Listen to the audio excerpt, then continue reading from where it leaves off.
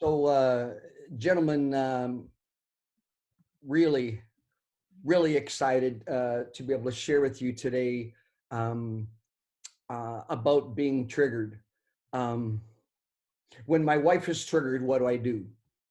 And I recognize that that's that's a really a full and loaded statement, but um, it is going to really be helpful for you to understand um, this part of the journey, um, because over and over again, um, you're going to face this as she's trying to work through her recovery, and so I was telling Chris that before y'all got on the line that I already started thinking about this particular discussion last Thursday. I've been working on it for then, and just so you know, all you guys who've been through counseling with me, this will be one of the newest handouts that I'll be giving every guy that comes in. Okay, this is now to that level. It's not just a good talk this morning. This is something that I will do because this is going to help a lot of men, because so many things trigger a wife. And what do we do? What's our role? And so there's where we're going. So what to do when your wife is triggered is our discussion. So let me walk through that with you. First of all, understand what triggered is. So we're all using the same language. Being triggered means that there's some sort of stimulus. Could be an action, a sound, a situation, a smell, a place, some words that you use, a look that you give, uh, an object, a scene from a movie, an attitude, a gesture. Almost anything can trigger your wife and can initiate and set off or release an intense emotional and usually negative reaction in her heart or mind. Okay? You understand now? Triggered means something reminds her, and she gets this this hurt, this pain, this memory. You see, because whatever triggers her reminds her or is closely associated with some connection of the horrific pain she's experienced due to your lies, your betrayal, and unfaithfulness. You see, so whatever it is, I mean, these specifics that come to mind. I just remember one situation. The girl was triggered by a green Ford half-ton. Every time she saw a green Ford half-ton, why? Because that was the vehicle of one of the ladies that the guy cheated with, and she knew the vehicle. Another lady was triggered when she saw some children. Why? Because those were the children that went to school with her kids of the woman that the husband had the affair with. She would even just see those kids and she'd be triggered because they connected her to that woman who had the affair with her husband. You see what I'm saying? See, so it can be so many different things, but it triggers her, reminds her, or closely associated with the pain that you've caused her. Partway through that paragraph, it goes on to say this: this traumatic response is not crazy. I'll say that again. It's not her, she's crazy. No. No, on the contrary, it makes great sense connecting it to what she's gone through because of you. See, that's where you've got to understand, oh man, it's crazy, man. She can be triggered by anything. She's only triggered because of what you did. The green half-ton meant nothing. Now the green half-ton is going to be this trigger for a long time for her. She's going to have to get beyond the green half-ton. She's going to have to get beyond dropping the kids off at school and seeing that other lady's kids. It's called partner betrayal trauma. Now, listen to those words. Partner, that's your spouse or future spouse. Betrayal, you were unfaithful to her and she was hurt by that. And she's experiencing trauma. It's called that for a reason, and it can affect her physically. I've had women be sick, be anxious, go furious, just break into tears, just boom, right into tears. And so it's physical, mental, emotional, and spiritual. It is a real pain, deeply excruciating and pervasive. She could feel overwhelmed, stressed, panicked, angry, broken, crushed, as the trigger links her directly to some aspect of her deep hurt. she could then lash out, pull away, cry, scream, go silent, get critical, judgmental, say really hurtful things, or simply want to give up on you and any other possible recovery chances. And so you start to get a feel what trigger it is and how it operates. Some crazy little detail, issue, stimulus is a reminder that puts her right back there again. The hard thing is, and I didn't put this directly, it comes out later, sometimes the trigger is you, just seeing you. She just wants to go, because you've caused her the pain. She sees you and the whole thing comes back. So you're going to need a lot of grace from her for her to look at you and not just be repulsed. So take responsibility. I put this separate because there's a journey that you're on to be the best you can be at this difficult time. So take responsibility. It's all on you. Without your selfish behavior, she would not have any triggers. She would not have any triggers. The green truck, those kids would just be friends of her kids from school. They wouldn't be triggers. So you caused this. Admit it. Don't explain. Don't justify. Don't minimize. Start with admitting, fully owning it. Don't blame her. Show great empathy, patience, compassion through her triggers. When she's triggered, best thing, hey, listen, I'm sorry. This is on me. I'm sorry.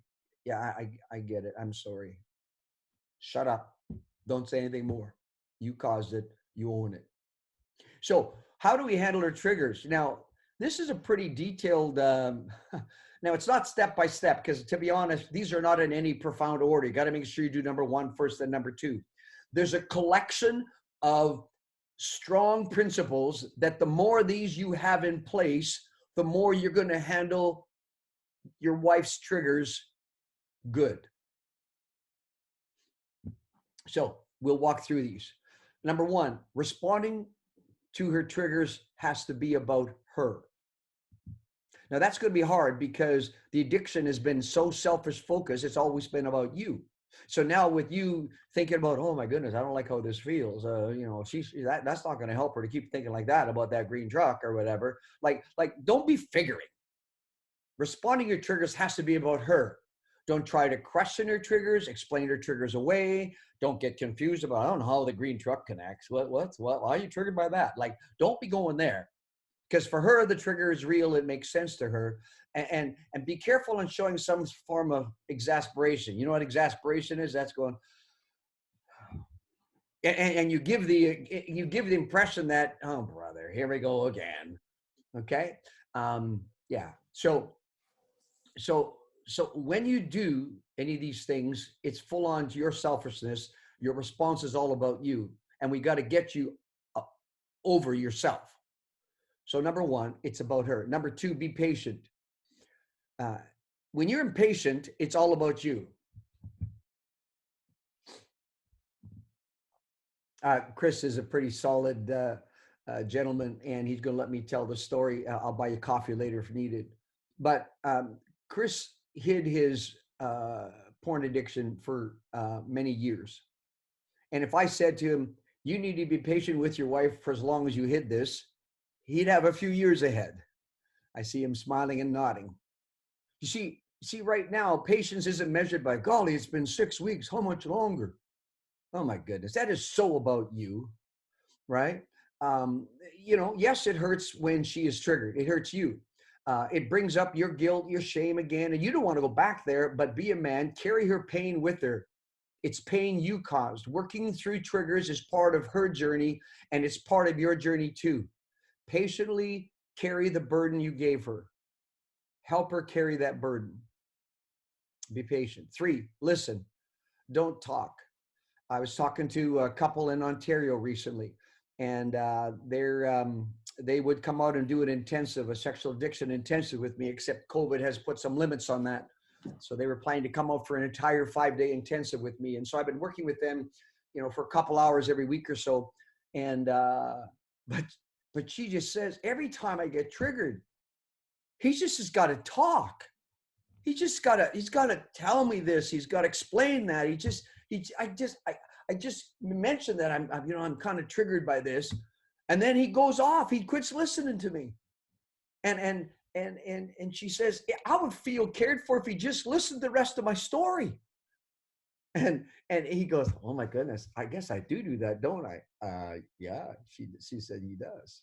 And so let her finish her story. What's she feeling? She'd get angry at times. She might lose it on you at others. She's going to be frustrated. But listen, it won't feel good, but don't interrupt. Don't try to fix. Simply take it, listen to her pain, validate her feelings and her response to the trigger. Remember, she's not crazy. The green truck, she's not crazy. Okay? Number 4, empathy. Empathy is one of the hardest things for an addict to learn because we've been all about ourselves. Empathy is hard to develop when your life has been all about you. Selfish doesn't do empathy well. You'll have to grow up. Empathy is about looking at life through the eyes of the other person, identifying the connection between your actions and her pain, validating her hurt, and showing ongoing compassion to her. That's empathy. It's the opposite of your selfishness. Jesus helped me be a man who is empathetic. Number 5, own the central place you have played in her hurt. Own it as often as necessary. Actually speak it out. Listen, honey, I'm sorry. My selfishness caused all this. It's all my fault. I'm sorry. I'm so sorry. That was because a green truck went by and she reacted. That's because she dropped off the kids this morning and all the way home from school, she was crying after she dropped the kids off, and she comes in the door and you can see, boy, why are you crying? Oh, I just saw kids or whatever. Hey, hon, look, this is all my fault. You're not crazy. I'm sorry I caused this. Don't say more. Just own it and then let it rant if necessary. Apologize, number 6, genuinely and repeatedly, and make sure it's with a soft heart. Don't do this one. You'll love this one. Well, I'm sorry, okay? That whole line is saying, you're the fool. If I gotta say I'm sorry, I'll say I'm sorry, but you got triggered. I didn't get triggered. You got triggered. I mean, flipping green truck, it's still on you. So apologize. I'm sorry. And by the way, honey, would you forgive me? Your desire of forgiveness right then is because you want the pain to go away. You want good feelings again. This is not the time to say, honey, would you forgive me? Please forgive me. I don't like this. What do you think? That's all about you. You whiny little poor me guy. Don't go there. Listen to her trigger. I'm sorry. My selfishness caused this, remember? And this forgiveness, she's not there yet. She's not ready. That may come in time, maybe in months. So just apologize and own it. And let the forgiveness will come in time. If you're working through a program with me, we'll actually do some steps on ownings and hurts and stuff. Number 7, don't give her tone. Rolling the eyes, showing exasperation, condescending, like maybe you learned something this week about triggers, so now you're going to pontificate. You know what I mean? You're going to, let me tell you about triggers. We just learned about this. Yeah, not the time to be the one to be coaching her. So be careful on the tone. Don't cut her off. Don't explain away her triggers. You'll have a really hard time not making this moment about you, because that's what addiction does. The addiction mindset is poor me, poor me, poor me. This is terrible. I don't like this. This doesn't feel good. Sheesh, okay? Your addiction tries to avoid pain. Man up and just take the fact that you've caused the pain. You own the pain. Number 8. Oh, I kind of hit this already, but don't give her the poor me. Don't talk about how you are hurting. When she's triggered and lashes out, never say anything like, how the way you talk makes me feel. Brother. I'm hurting too, Brother. Grow up. Your pain doesn't deserve to be in the same conversation. Yeah, you got some marital issues that are different than your addiction. Yeah, but I don't want to hear anything about she right now. We're going to deal with the addiction. You're going to man up and you're going to operate this way. There needs to be lots of understanding, patience, support over and over again. Not poor me. And one beyond per me is no defensiveness. You can't believe it. I've had women complain that when they talk about a trigger, they decided not to open up about it because the man just gets angry every time. Now, that is complete deflection onto her for what you've caused. And when you get angry and raise your voice at her, and for sure, if you really start letting her go out, with any kind of, well, get over it, or how much longer do I have to put up with you? And you say, well, that's really callous. Who would say that? Well, let's pretend nobody in this call. That's these other men I've worked with.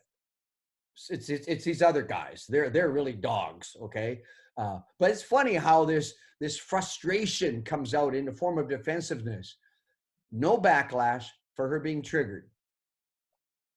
Number 10, when you're growing, you're going to be able to validate her pain.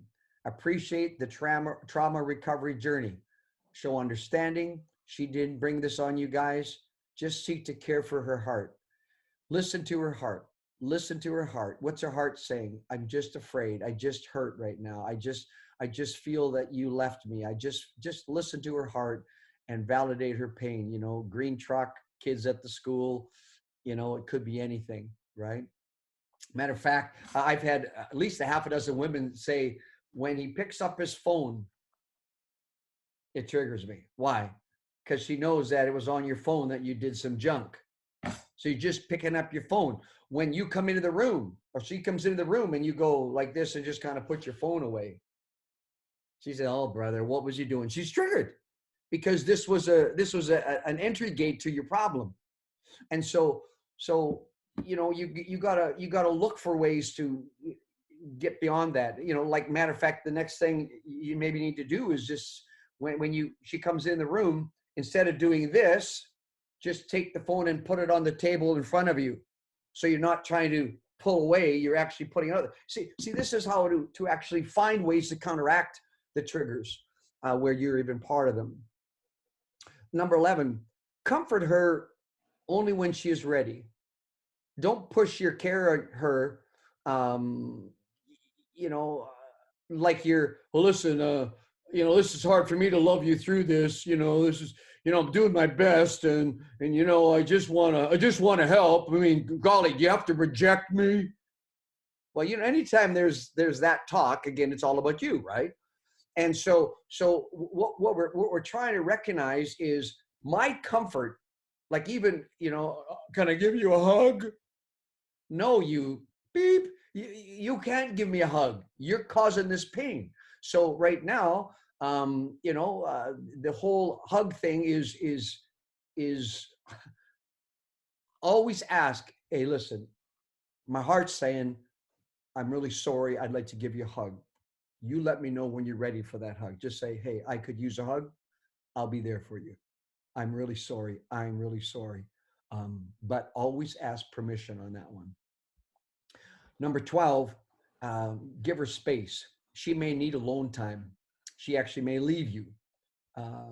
You know, she may ask you to leave. Grant her what she needs.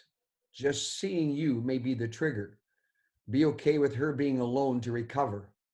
Matter of fact, if you're a constant trigger because of the freshness of this, don't be pushing to kind of always be with her, but always be listening to what she needs.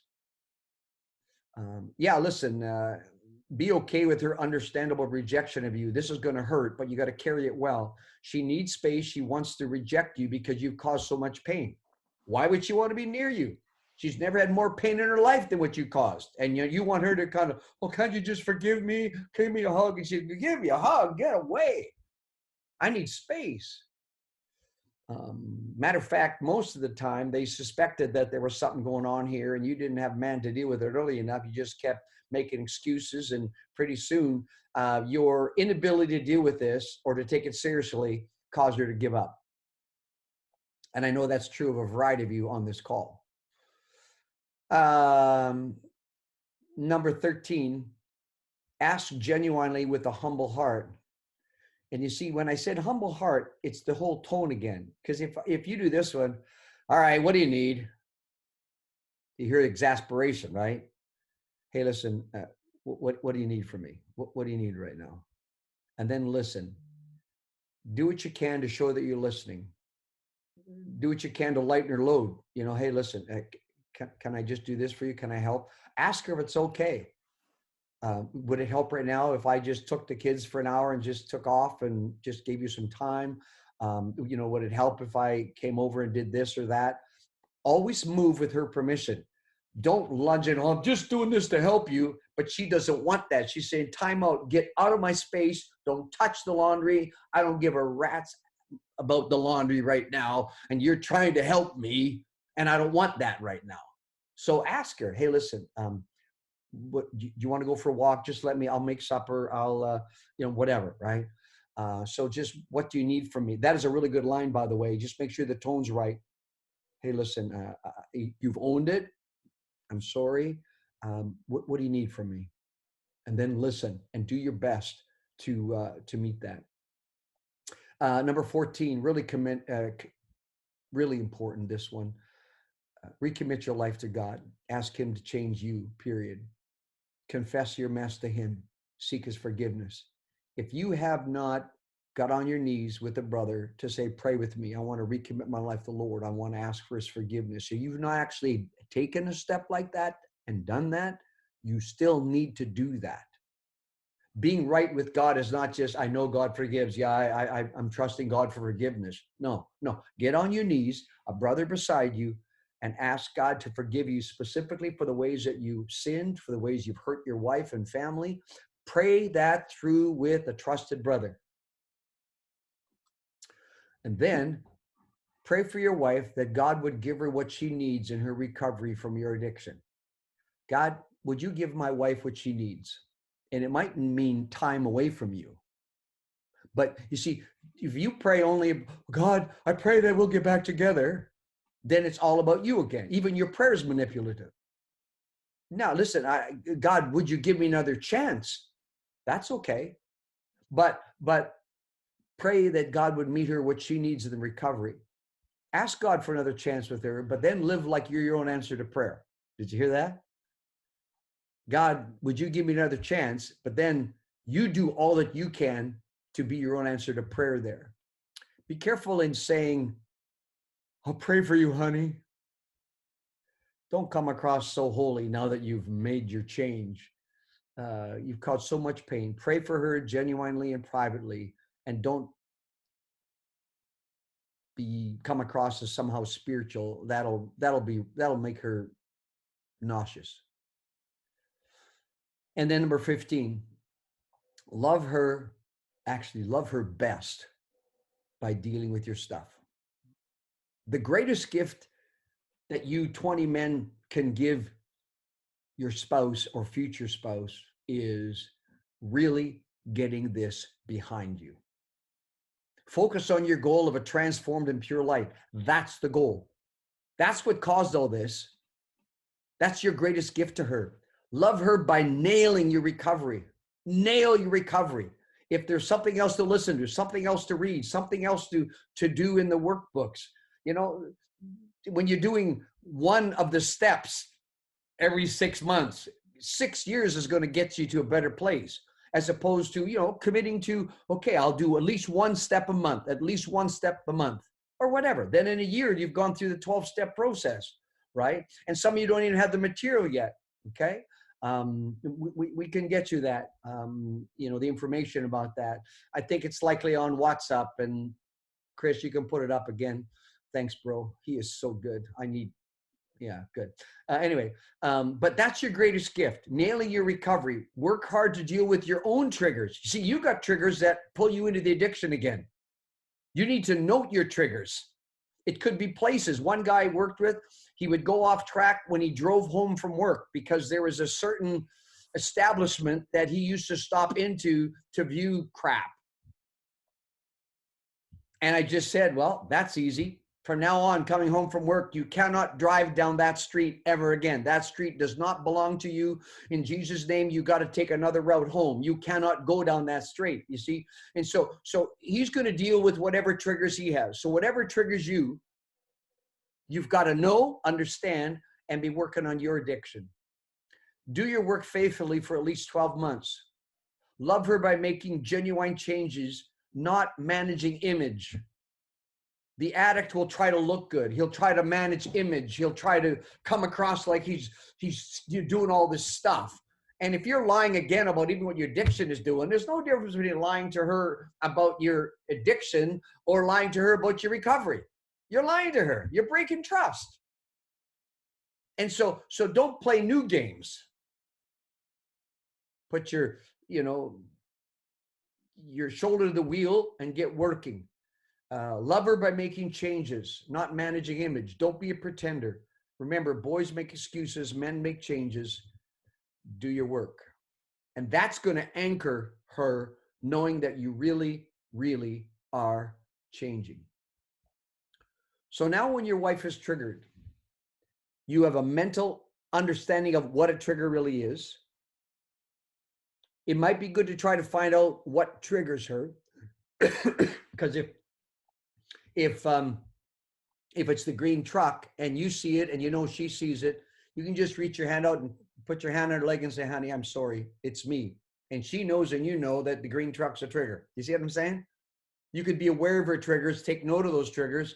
If dropping the kids off for school is, and you're able to do this because of work, maybe for the next month you drop the kids off at school so she doesn't have to accidentally see the other person's kids. But then if you going to school triggers her because you might be talking to that lady, then don't you do that. It's better for her. So be careful in understanding the triggers. So so there's some really good help on when your wife is triggered, what's the best thing you could do. So I'll just pause